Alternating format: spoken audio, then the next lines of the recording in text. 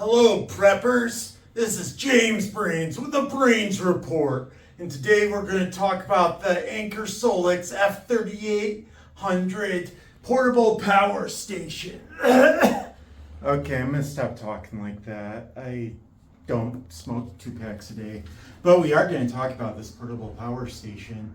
It is Big Daddy. I don't know if you can. The display turns off pretty quickly in order to conserve power, because in an SHTF situation, you're going to want to conserve as much power as possible. Now, I have tested, I think, 9 or 10 different portable power stations, and this is tied for the best. We'll talk about who it's tied with later, but first let's get into some numbers. This bad boy, just the battery, costs $3,200. Now, if you were to add this 400 watt solar panel, the cat doesn't come with it. But if you add the 400 watt panel, which is pretty decent, it's an extra 400. So the package is about $3,600. So it's an investment. So the capacity of this, as the name F3800 might suggest, the capacity is 3,840 watt hours. I don't take its word for it. I use this little device called the kilowatt, and I plug in a heater into the kilowatt and plug it into the unit and see how much power it produces going from completely full to completely empty. And this, the actual capacity was 3,300 watt hours, which is still pretty awesome. It'll power a full-size refrigerator for about 15 hours. It'll do a microwave for over 4 hours. Or let's say you have a CPAP machine, a 60 watt CPAP machine. It will power that for 55 hours. And if you want to figure out if your appliance, how long your appliance would be able to run with this, take the number 3,300 and divide it by the wattage of the appliance. And that gives you how many hours it will run using the Anker Solix F3800. Cool. Now we're going to do something fun. It can do 6,000 watts continuous at the same time, which is the best I've tested of any of them. Even some that have like a larger capacity of watt hours, a lot of the time they can't run that many watts at the same time. So we're going to turn it on. This also has an app, which I found works pretty well. It helps you keep track of the power usage, and it lets you know how much longer you have or how charged it is. There's a button on the, let's see, is it on the side here? There is a button that allows the AC to run. I think it might be that one. I've had this for a while, probably about a year, but I haven't tested it in a while. Oh, there it is, sorry. Yeah, the little button in the corner. It doesn't run unless that button's turned on, and that's, again, so you don't accidentally use a bunch of power. And the screen shows you how many watts it's kicking out, and also approximately how much longer the battery will last if you use that much. But we're going to use a lot more. We're going to plug in a second 1,500 watt heater. Get that going. I got another heater here. It's very cold today. We need several space heaters. There we go. And why don't we make some chicken wings in the air fryer? Because, yeah, in an emergency, let's get that display back up again. So we're at 42, almost 4,300 watts. Plug in this air fryer, get our chicken wings going. Gotta be ready for the big game. Go Lions. Let's start that up. And let's see, we're at about 5,700 watts. Now, one of my tests was running it with these four 1,500 watt appliances running at the same time, and it had no problem doing that continuously. But we want to try to push it to its limit. Let's try plugging in this 200 watt heater, because like I said, it's very cold. Where does that put us at? Yeah, it barely moved the needle. I think we're at, whoops, 5,900. So fortunately I brought along this air purifier, which we can also plug in. I'll add a few more. I'm gonna just shoot. The plug positioning doesn't work the best with something like that, so I'm gonna move one. We're gonna move this one up, move that one there, turn that on. There, that's on. And we gotta turn this heater back on because I turned it off. And let's see if we can overload this baby. Come on! Cheer with me.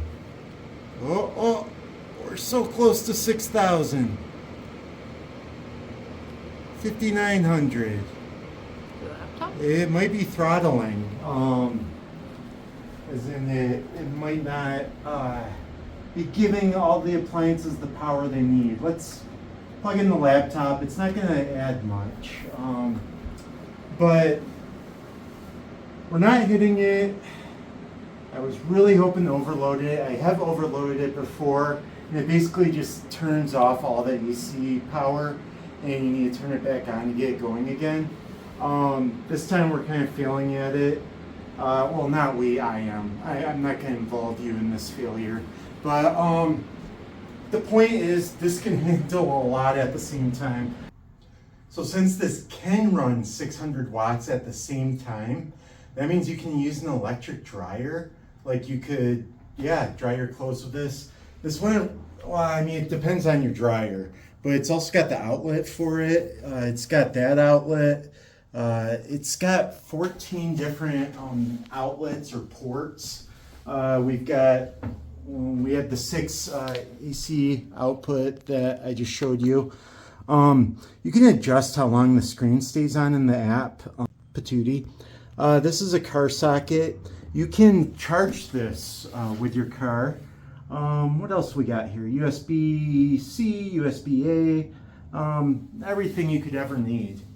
So yeah, it's got a good amount. Charging. If you plug it into a wall outlet, I found it takes 2.5 hours to go from completely empty to completely full, which is pretty darn good considering how massive this is. With the 400 watt solar panel here, it gets, the most I was able to get out of it is 300 watts. So that would take you probably about 15 hours to charge this all the way. And also though, with solar panels, in order to really get the juice flowing, it has to be getting the sunlight directly, so you have to adjust it over time, which can be a pain in the butt. Not the most efficient, but if you're in an SHTF situation, it's going to be helpful to have. What else? This weighs 132 pounds. Who wants to see me lift it? Okay, I guess you all want me to hurt my back. Oh wait, I don't have to lift it. It's got this cool handle here, and it's got wheels, so you just kick it back and off you go. You go out on the town. It wheels. It's got front wheels too here. I think I locked them in place, and that's why they stopped moving. I'm gonna unlock them now. But yeah, and the handle here for carrying. So one of the things I like to measure for portability is I divide the number of the capacity by the weight, And if it's like around 50, which is 50 watt hours per pound, that's pretty good. This is 30 watt hours per pound, which is not great. This is pretty heavy for how much it like puts out. And so that's kind of like that's one of the big cons for this. But I'll explain more later on. Also, the warranty is 5 years, which is among the tops in the industry that I have found. And it can last for 3,000 charging cycles. So that means you empty it completely, recharge it, empty it, recharge it. That's 2. So it's the whole cycle. It can do that 3,000 times, which I think would be incredibly hard to achieve. So basically, it'll last you. I've only tested one other that had more. I think one had 4,000, but like I said, you're probably not even going to get to 1,000. So in addition to it being heavy, another con is it took 4,590 watt hours to charge. That is kind of significantly more than its capacity. Part of that is because you are taking AC power, converting it to DC, and then back to AC.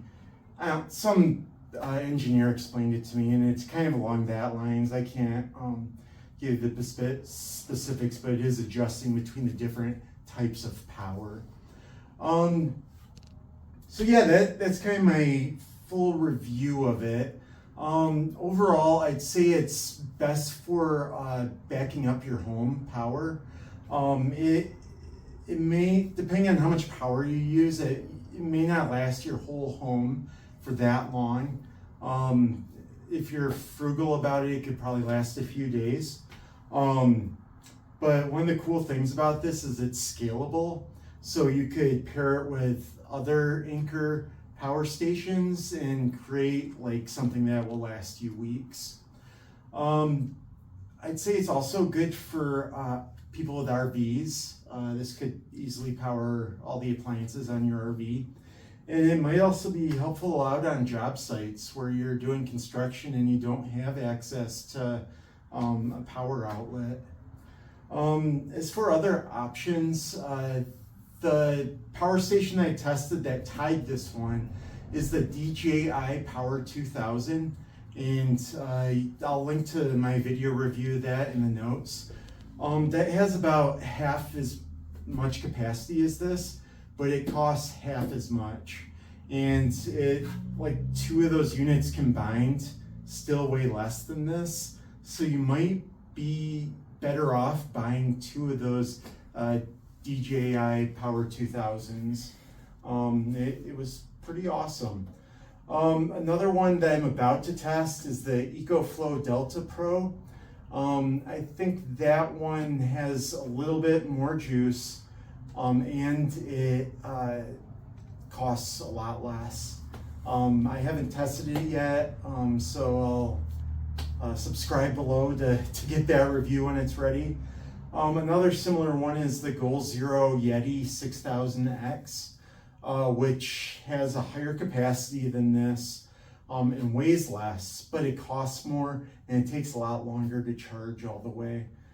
So it depends like on what benefits you want. But yeah, as always, if you have any questions, I'm sure there's stuff I forgot to cover. Please leave a comment below and I will answer within 24 hours. I check that every day and get right back with people. If you want to support our work and get more portable power station reviews delivered to your inbox, please subscribe below, and we have links to everything in the video description. If you buy through there, it also supports our work, but we don't let that influence our work at all. Our number one goal is just to be honest. Otherwise, what good are we? Anyway, keep it prepped.